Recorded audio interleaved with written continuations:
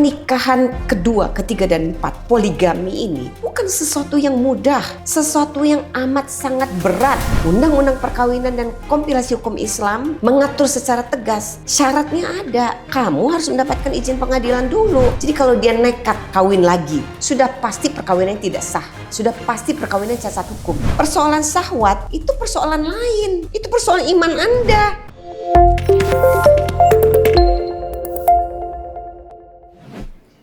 Bu Ana, saat ini poligami sedang menjadi perdebatan yang tiada henti di ruang publik. Sebenarnya bagaimana sih Bu undang-undang perkawinan yang mengatur tentang poligami?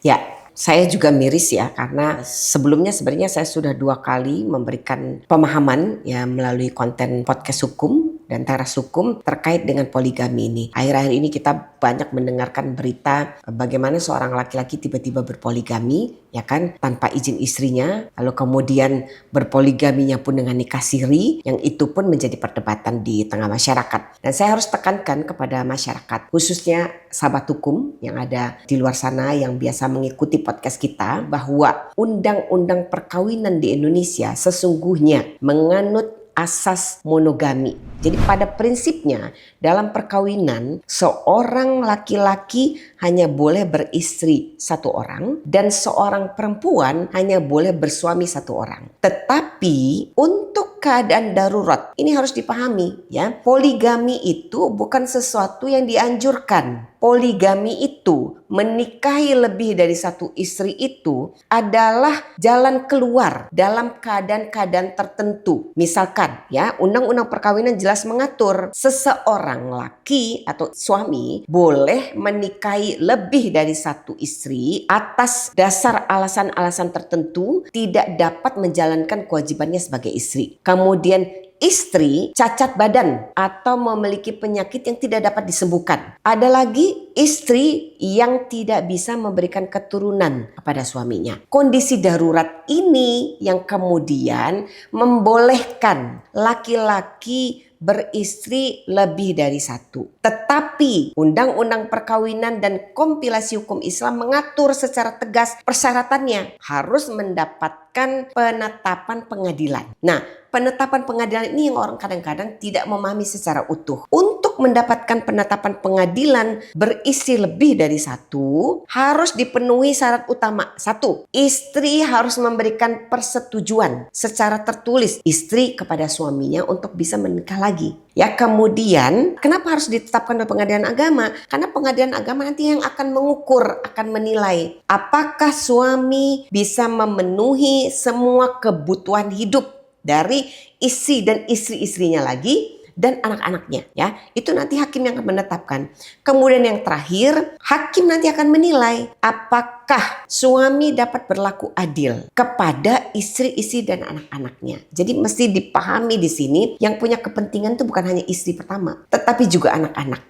Nah, disitulah letaknya keadilan. Kenapa Islam begitu ketat mengatur? Anda boleh menikah 2, 3, dan 4 itu memang boleh. Tetapi ingat, itu bukan sesuatu yang dianjurkan. Bukan sesuatu yang diharuskan. Undang-undang perkawinan dan kompilasi hukum Islam mengatur secara tegas. Syaratnya ada. Kamu harus mendapatkan izin pengadilan dulu. Pengadilan yang akan mengukur. Sudah ada surat persetujuan istri belum? Malah bila perlu ada ketentuan yang mengharuskan dalam keadaan tertentu istrinya hadir untuk didengar secara langsung. Karena kadang-kadang surat tertulis bisa jadi istrinya dipaksa. Jadi ada keadaan tertentu istrinya datang, harus hadir di hadapan pengadilan, didengar secara langsung. Wahai istri, apakah Anda betul setuju suami Anda menikah lagi? Apakah betul Anda mengalami keadaan-keadaan salah satunya, misalnya karena keadaan tertentu Anda tidak bisa menjalankan kewajiban sebagai istri? Apakah betul Anda misalnya cacat badan atau punya penyakit yang tidak bisa disembuhkan? Atau misalnya apakah betul Anda tidak bisa memberikan keturunan? Jadi sebenarnya ya,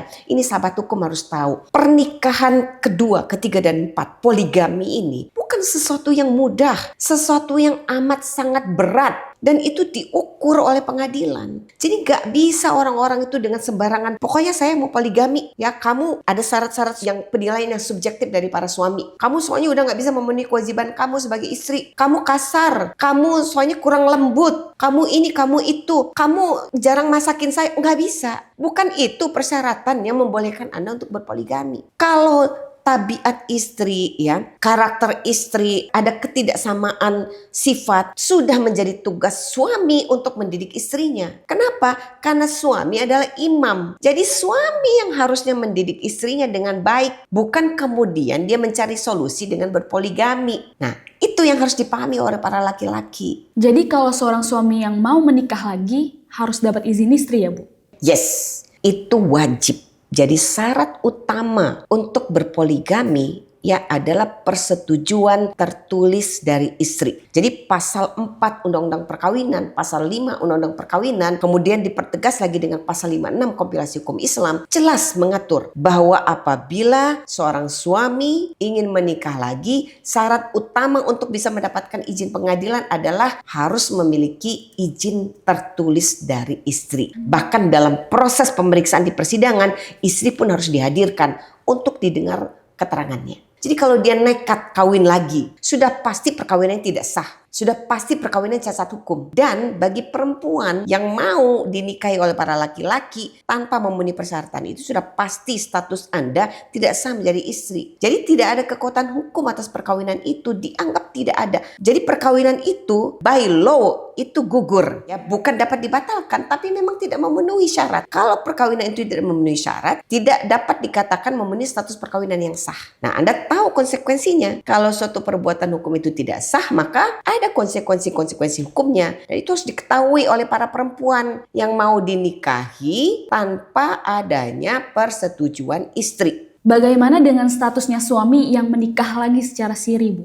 Ini yang menjadi aneh. Kenapa kemudian orang berlomba-lomba nikah siri? Alasannya supaya saya tidak harus memenuhi persyaratan-persyaratan itu, Bu, dalam undang-undang perkawinan. Dia lupa. Sebagai umat Islam, Anda menikah siri, ya, ataupun menikah secara negara, dua-duanya namanya perkawinan. Kalau Anda bicara perkawinan, maka Anda harus tunduk patuh pada hukum Islam. Hukum Islam yang mengatur mengenai perkawinan, ada undang-undang perkawinan, ada kompilasi hukum Islam. Laki-laki manapun yang akan melakukan pernikahan siri, ini tentu muslim ya, maka dia harusnya tidak bisa menjadikan perkawinan siri itu sebagai tameng supaya dia bisa menikah tanpa persetujuan istri. Itu salah besar. Sebab mau menikah apapun, namanya mau Anda sebut istilah apapun, yang namanya perkawinan ya perkawinan. Kalau Anda muslim, maka Anda harus tunduk patuh pada undang-undang perkawinan. Kalau Anda muslim, maka Anda harus patuh pada kompilasi hukum Islam. Kenapa saya katakan patuh pada kompilasi hukum Islam? Sebab kompilasi hukum Islam itu lagi-lagi saya harus tekankan bersumber pada Al-Quran dan hadis dan ijtima para ulama.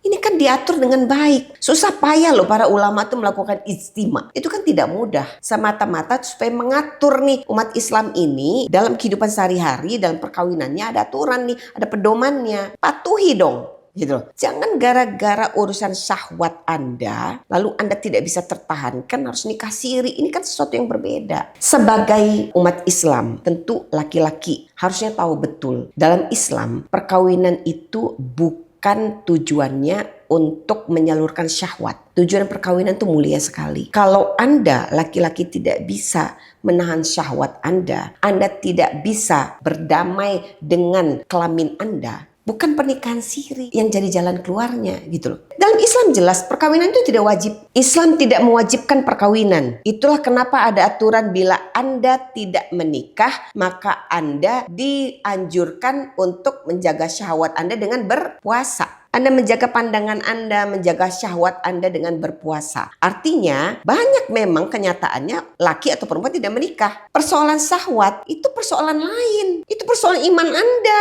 Persoalan otak Anda yang harus diajarin. Ya kan? Diajak puasa, diajak menahan diri. Bukan dengan nikah siri. Gitu loh. Sekarang saya mau tanya, Anda menikah siri untuk apa? Katanya biar gak berzina. Zina urusan lain. Zina itu urusan Anda tidak bisa menahan syahwat. Urusan Anda tidak bisa menahan syahwat itu adalah urusan Anda menjaga syahwat Anda dengan berpuasa misalnya. Dengan lebih memikirkan hal-hal yang sifatnya positif. Jangan nonton film porno, konten-konten pornografi. Tundukkan pandangan Anda dari perempuan. Jangan lirik kiri kanan perempuan-perempuan yang mengundang syahwat Anda. Kan gitu dong. Urusan syahwat itu tidak ada urusannya dengan kawin siri. perkawinan itu aturannya jelas. Kalau Anda hidup di Indonesia dengan negara hukum, ya Anda harus tunduk pada hukum. Hukumnya jelas. Kalau Anda mau melakukan perkawinan, hukumnya begini. Kalau Anda tidak bisa menjaga syahwat, itu urusan Anda. Ya kan, jangan gara-gara syahwat, kemudian Anda melakukan pernikahan siri, kemudian Anda menyakiti istri Anda. Adabnya di mana? Masa Anda tukar syahwat Anda dengan menyakiti istri Anda? Bahkan kadang-kadang menelantarkan istri, menelantarkan anak. Lalu semangat perkawinannya itu apa? Kan Anda itu boleh kawin, tujuannya kan jelas dalam Islam. Sakinah, mawadah, warohmah. Kalau Anda tidak dapatkan itu, bahkan Anda menghancurkan itu dari yang sudah ada, apa tujuan Anda kawin? Pasti untuk syahwat kan? Kalau untuk urusan syahwat itu urusan Anda. Itu pertanggungjawaban Anda pribadi kepada Tuhanmu. Jangan kamu merugikan istrimu dong. Jangan kamu merugikan anak-anakmu. Apalagi sampai menelantarkan. Gitu loh. Dan ingat ya, tindakan seorang laki-laki menikah lagi ya dengan perempuan lain bukan hanya melanggar pidana pernikahan tanpa izin istri ya. Tetapi juga Anda bisa diancam dengan penelantaran. Akibat dari perbuatan Anda melakukan penganiayaan KDRT secara psikis. Jadi tidak mudah. Nah ini para perempuan ya sahabat hukum di luar sana harus berani baca peraturannya. Harus berani katakan tidak pada perkawinan siri. Katakan tidak pada perkawinan yang tanpa izin istri. Bagi laki-laki jangan pernah berpikir ya akibat dari syahwat Anda. Kemudian Anda menikah lagi, Anda selingkuh segala macam. Itu Anda harus bertanggungjawabkan secara pidana. Nah ini perempuan-perempuan harus berani untuk memahami keadaan ini gitu. Bu, kan perkawinan siri ini yang menikahkan seorang penghulu. Bagaimana hukumnya terhadap penghulu yang menikahkan laki-laki dan perempuan secara siri? Nah, ini yang harus dipahami ya oleh sahabat hukum, khususnya para perempuan dan laki-laki yang ingin menikah secara siri. Terlebih lagi penghulu yang akan menikahkan. Undang-undang perkawinan jelas mengatur bahwa kalau mau menikah lagi, tidak disebut lo menikah siri atau tidak menikah siri. Karena sebenarnya menikah siri itu tidak ada istilahnya. Dalam Islam itu adanya perkawinan. Undang-undang perkawinan dan kompilasi hukum Islam itu jelas mengatur bahwa kalau mau menikah lagi harus persetujuan istri. Harusnya para penghulu ketika seorang laki-laki beristri mau menikah lagi, siapapun yang mau menikah lagi, laki-laki atau perempuan, dia akan tanya, Anda statusnya lajang atau bersuami atau janda? Kemudian sebaliknya, Anda statusnya lajang atau beristri atau duda? Kan ditanya dong. Dalam perkawinan pasti ditanya. Kalau misalnya dia lajang, oke. Kalau perempuan ya wali Anda mana? Kan gitu. Kalau dia bersuami, ya kalau bersuami sudah pasti dia nggak boleh kawin. Kalau saya bersuami Pak, kalau begitu Anda nggak boleh kawin. Karena terlarang Anda untuk menikah lagi. Kalau dia beristri, boleh. Tapi dengan syarat, izin istrimu mana? Ditanya dong harusnya. Izin istrinya mana? Kompilasi hukum Islam jelas mengatur. Jadi kalau para penghulu memahami betul esensi dari kompilasi hukum Islam. Lagi-lagi saya tegaskan, kompilasi hukum Islam itu bersumber pada Al-Quran dan hadis dan ijtima para ulama. Berarti siapapun umat Islam harus tunduk pada aturan-aturan mengenai perkawinan dalam kompilasi hukum Islam. Ditanya dong, izin istrinya mana? Kalau dia bilang, enggak, saya duda Pak. Kalau duda mana? Akta cerai Anda. Kan nggak bisa dong katanya-katanya. Akta cerainya mana? Sudah saya talak Pak, dia udah talak 3. Mana buktinya? Kalau dalam perkawinan itu semua harus terukur. Nah itu kenapa ada kompilasi hukum Islam. Supaya semuanya itu bukan subjektivitas kita mengukurnya. Tapi ada panduan yang pokok, yang terukur, yang jelas gitu loh. Supaya nggak membingungkan bagi masyarakat. Jelas aturannya. Kalau kemudian ya akibat kelalaiannya si penghulu ini mengawinkan. Lalu di kemudian hari istrinya tahu suaminya menikah lagi secara siri dan tidak perlu ada izin istri. Nah itu salah besar. Istrinya bisa melaporkan dan ingat ya menikah lagi tanpa persetujuan istri itu pidana. Pidana 5 tahun penjara. Dan kalau dia menyembunyikan statusnya. Dia sebenarnya beristri dia bilang saya duda Pak. Atau dia sebenarnya beristri saya sebenarnya lajang Pak. Saya sudah bercerai Pak sebenarnya Pak. Tapi sebenarnya belum. Itu lebih berat lagi. 7 tahun penjara. Dan penghulu juga jangan main-main. Ya Anda bisa kena jerat turut serta membantu seseorang melakukan tindak pidana. Makanya sebagai masyarakat hukum belajar dong hukumnya. Baca aturannya. Dan saya lucu sekali. Dia menurut saya aneh ya. Sangat aneh menurut saya. Bila seorang penghulu dia tidak pernah membaca kompilasi hukum Islam. Menurut saya sangat aneh. Luar biasa di luar nalar. Karena sebagai orang yang mengaku dapat mengemban tugas melakukan transaksi-transaksi yang sifatnya mendasarkan pada aturan Islam, harusnya dia sudah membaca kompilasi hukum Islam. Ya kalau Anda tidak mau patuh pada undang-undang perkawinan, ya Anda jangan di Indonesia dong. pergi ke luar negeri. Kalau di Indonesia harus patuh dengan undang-undang perkawinan. Dipertegas lagi dengan kompilasi hukum Islam. Supaya tertib lah sekarang. Jangan gara-gara urusan syahwat yang gak bisa dikendalikan. Terus dengan alasan saya gak bahagia dengan perkawinan saya. Istri saya begini, istri saya begini. Kalau Anda tidak bahagia, cerai. Kalau sudah tidak ada sakinah mawadah warahmah, Islam membolehkan cerai. Dan cerai itu menjadi ibadah kalau itu untuk kemaslahatan bersama. Lakukan perceraian, selesaikan rumah tangga Anda, baru Anda kawin lagi. Ini kan gak lucu. Ada lagi saya pernah dengar yang heboh akhir-akhir ini. Dia ceraikan istrinya gak mau, ya kan? Dia nikahin perempuan lain, ngakunya ya udah talak segala macam. Kan aneh gitu loh. Logikanya di mana? Anda menjadi imam tuh di mana gitu loh. Lupa ya, laki-laki itu imam dalam rumah tangga. Penuhi dong kewajiban Anda. Ya kan, memastikan keluarga itu sakinah mawadah warahmah. Isi manut. Jadi jangan main-main lah dengan urusan rumah tangga ini. Ya kan, kalau memang banyak hal-hal yang sifatnya prinsip, suami gak redo atau istrinya gak redo, cerai baik-baik. Bicarakan baik-baik, cerai. Selesai, dan itu memang tidak terlarang kok. Yang penting lakukan dengan baik-baik. Ada adabnya, ada aturannya, ada tahapan-tahapannya. Baru Anda menikah lagi. Tapi pastikan Anda cari lebih baik dari istri pertama Anda. Kan gitu. Jangan bilang istrinya pertamanya ini, itu penuh dengan kekurangan. Lalu kemudian dia menikahi tidak lebih baik dari istri pertamanya. Kan aneh gitu loh. Saya gemes gitu kalau udah urusan-urusan soal poligami ini. Lalu apa Bu jerat pidana jika seorang laki-laki yang sudah punya istri nekat melakukan perkawinan kembali tanpa izin istri? Ini nih mesti denger nih para laki-laki ya. Jadi kalau laki-laki beristri ya, nekat nih, bodo amat deh, pokoknya gue kawin aja lah gitu kan. Terus istrinya tahu dia sudah melakukan perkawinan itu, maka istrinya boleh melaporkan ke kepolisian karena ada jerat pidana 5 tahun. Jadi kalau laki-laki beristri menikah lagi nekat nih, tanpa penetapan pengadilan, tanpa izin persetujuan dari istri, tanpa memenuhi persyaratan-persyaratan tadi sudah pasti karena nggak ada penetapan pengadilan di dalamnya, maka ada jerat pidana 5 tahun penjara, nggak main-main. Nah bahkan kalau laki-laki ini kan banyak nih nangis-nangis istrinya datang, Bu, suami saya sudah nikah lagi. Dipanggil penghulunya, Pak penghulu Anda kenapa kok menikahkan lagi?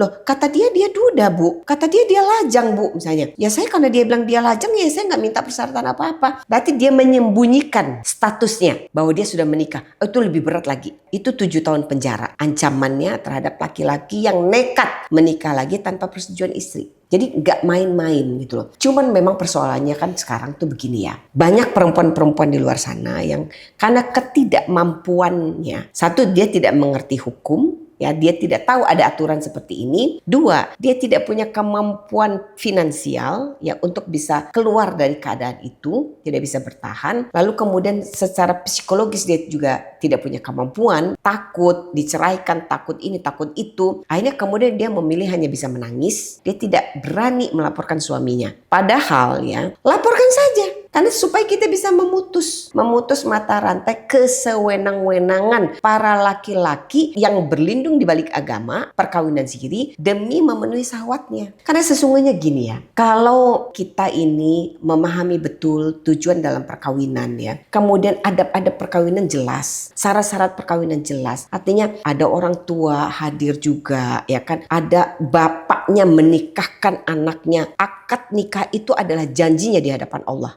Menikahi anak perempuan orang lain. Artinya ini berat tanggung jawab laki-laki dalam pernikahan. Tidak mudah. Jika Anda belum mampu menjadi suami, kalau Anda belum mampu memenuhi kewajiban-kewajiban Anda sebagai suami, gak usah menikah. Puasa saja. Gak perlu menikah. Anda bisa beraktivitas yang lain-lain yang lebih bermanfaat. Lalu untuk syahwat Anda ya Anda berpuasa. Sebab pernikahan itu tidak mudah. Ada kewajiban-kewajiban yang Anda harus penuhi. Anda mengucap syarat taklid di hadapan penghulu dan di hadapan ayah dari perempuan yang Anda nikahi. Banyak perjanjian-perjanjian Anda. Ada akad Anda di hadapan Allah. Jadi jangan main-main lah. Kalau Anda masih mau main-main, gak usah kawin. Jangan menikah. Selesaikan dulu urusan Anda. Jadi buat perempuan-perempuan juga, jangan mau menikah dengan laki-laki yang belum selesai dengan hidupnya. Menikahlah dengan laki-laki yang sudah selesai dengan hidupnya.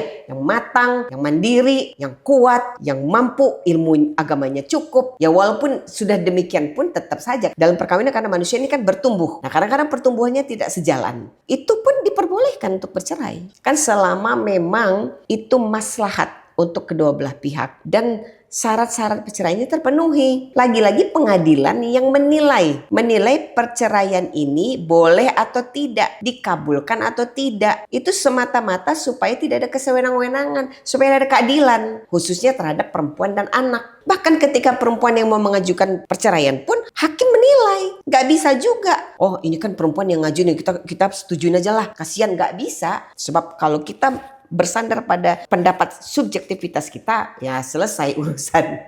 Tabur-tabur semua itu rumah tangga. Gak ada yang bertahan itu rumah tangga. Lakinya kawin bisa sampai beribu-ribu kali mungkin. Selingkuh beribu-ribu kali. Jadi itu ya terkait dengan yang lagi ramai ini kan. Untuk perempuannya juga ya, para perempuan-perempuan, saya menghimbau jangan pernah mau dinikahi siri. Tapi sekarang katanya kan, oh nikah siri kan bisa ada saksi bu, ada sertifikat nikah sirinya. Tetap sama.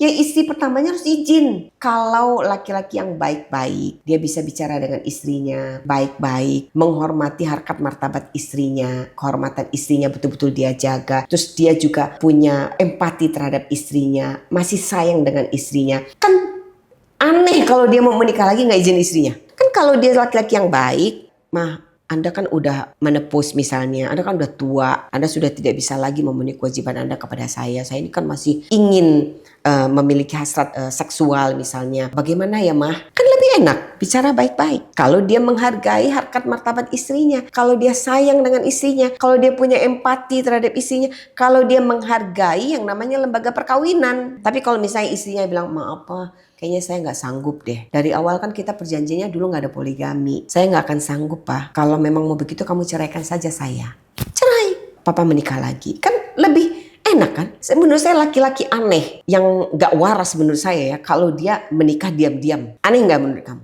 Aneh Bu. Aneh. Jadi sebenarnya ya ijtima para ulama ya yang membuat kompilasi hukum Islam kemudian undang-undang perkawinan itu sebenarnya nafasnya itu sangat amat kental dengan perlakuan adil. Jadi sangat amat menghargai yang namanya marwah perkawinan. Ngapain sih cari-cari lagi, cari alasan ini, cari alasan itu. Sudah kalau Anda sudah tidak suka dengan istri Anda, cerai. Selesai kan? Gak usah lah ribut-ribut. Apalagi kemudian membongkar-bongkar aib istrinya. Yo istri saya soalnya kasar, istri saya kurang lembut, istri saya ini, istri saya itu. Semua istri itu lembut pada waktunya. Tapi dia akan kasar juga pada waktunya. Kalau Anda sebagai suami mampu membuatnya lembut, maka istri akan lembut pada waktunya. Tapi kalau Anda menciptakan suasana yang membuat istri Anda menjadi kasar, maka istri akan menjadi kasar pada waktunya. Dia akan bisa lembut, dia juga akan bisa kasar. Tergantung bagaimana suami mendidiknya, bagaimana suami memperlakukannya. Saya kira itu. Jadi kesimpulannya untuk sahabat hukum, saya menghimbau bila Anda masih terikat dalam suatu perkawinan atau akan mengadakan perkawinan ya, baca baik-baik undang-undang perkawinan. Kalau muslim baca juga kompilasi hukum Islam, termasuk juga para penghulu ataupun saksi yang akan menikahkan. Baca kompilasi hukum Islam ya, hargai ya marwah suatu perkawinan. Jadi perkawinan itu adalah suatu langkah mulia untuk menciptakan suatu keluarga yang sakinah, mawadah, warohmah. Bukan dalam rangka untuk menyalurkan hasrat seksual. Kalau di dalamnya bahwa ada penyaluran hasrat seksual itu sudah pasti. Tetapi nafas utama, filosofi dasar dari suatu perkawinan itu adalah untuk menciptakan keluarga yang sakinah, mawadah, warohmah. Kalau caranya saja sudah melanggar hukum, sudah tidak memenuhi keadilan, maka sudah pasti sakinah, mawadah, warohmah itu tidak akan terpenuhi. Untuk sahabat hukum, saya tidak pernah bosan untuk mengingatkan, jangan pernah bosan belajar hukum karena semua lini kehidupan ada aturannya.